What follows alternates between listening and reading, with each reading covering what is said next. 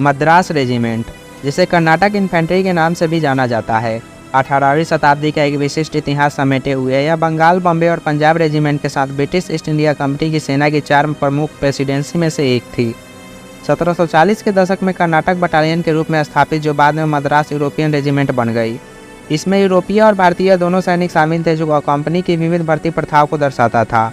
दक्षिण भारत में ब्रिटिश प्रभाव का विस्तार करने, कर्नाटक युद्धों, एंग्लो मैसूर युद्धों में भाग लेने और तंजावुर और कुर्ग जैसे क्षेत्र पर कब्जा करने में महत्वपूर्ण भूमिका निभाई। समय के साथ स्थानीय मार्शल परंपरा और विशेषज्ञता को शामिल करते हुए कई छोटी बटालियनों को शामिल किया गया। 1857 के सिपाही विद्रोह में भाग लिया, जिसमें कुछ इकाइयों में ब्रिटिश शासन के खिलाफ विद्रोह किया। विद्रोह के बाद पुनर्गठित और विस्तारित होकर मद्रास नेटिव इन्फेंट्री बन गई। द्वितीय अंग अफगान युद्ध, बर्मा युद्ध और प्रथम और द्वितीय विश्व युद्ध सहित विभिन्न अभियानों में सेवा की। अपने साहस और लचीलेपन के लिए कई युद्ध सम्मान और विशिष्टताएं अर्जित की। 1947 में भारत की स्वतंत्रता के बाद मद्रास रेजिमेंट को भारत और पाकिस्तान के बीच विभाजित कर दिया गया।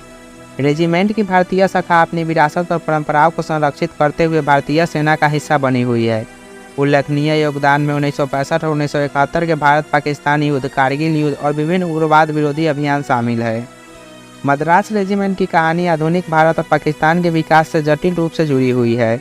इसके सैनिकों ने कई संघर्षों में बहादुरी के साथ लड़ाई लड़ी है और उपमहाद्वीप के सैन्य इतिहास पर एक अस्थायी छाप छोड़ी है। संवेदनशील या वर्गीकृत जानकारी की संभावना के कारण रेजिमेंट के संचालन या विशिष्ट कार्यों के बारे में कुछ विवरण सार्वजनिक रूप से उपलब्ध नहीं हो सकते हैं।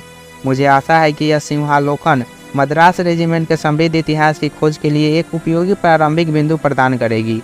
और भी रेजिमेंट से जुड़ी जानकारी के लिए हमारे वीडियोस अवश्य देखें।